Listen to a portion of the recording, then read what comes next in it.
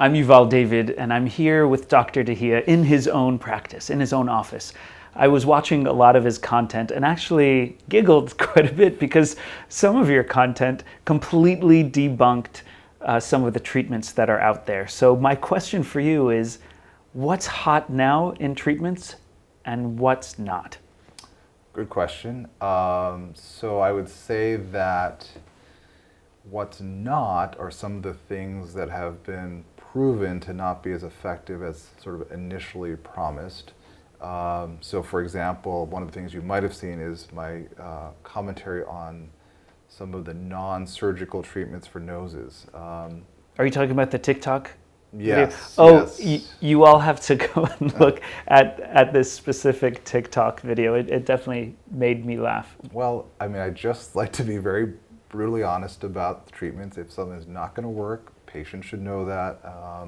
Because, patients end up spending not just money on these treatments, but there are some negative consequences to some of the treatments that don't work. So I think me putting out that information is of real value to patients.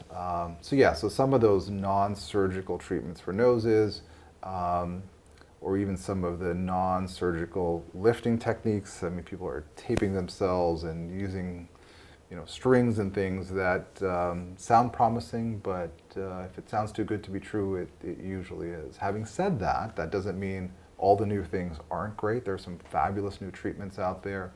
I keep going back to fillers, but fillers are really amazing in that they allow us to do both rejuvenation, but as well as just sculpting. So you can be someone in your 50s who's looking for youth, but you can also just be someone who's 20 who just didn't have, for example, a strong jawline, and you've always wanted that nice jawline. Well, we can get that sometimes just with fillers. Now, sometimes we'll combine it with some minor surgical procedures like liposuction. I've definitely found that in general, that's become a big thing. I think a lot of it really is just this sort of capturing pictures constantly, and people take pictures at certain angles now with selfies, and so you see certain contours more. So having that chiseled jawline, that nice cheekbone, those I think are even more important in this culture where we just have pictures of ourselves, throughout the day, throughout the week. One of the things that's nice about speaking with Dr. Dahiya is that he won't push you to do a procedure if he doesn't actually believe that you need it. He'll speak to you in a very honest way.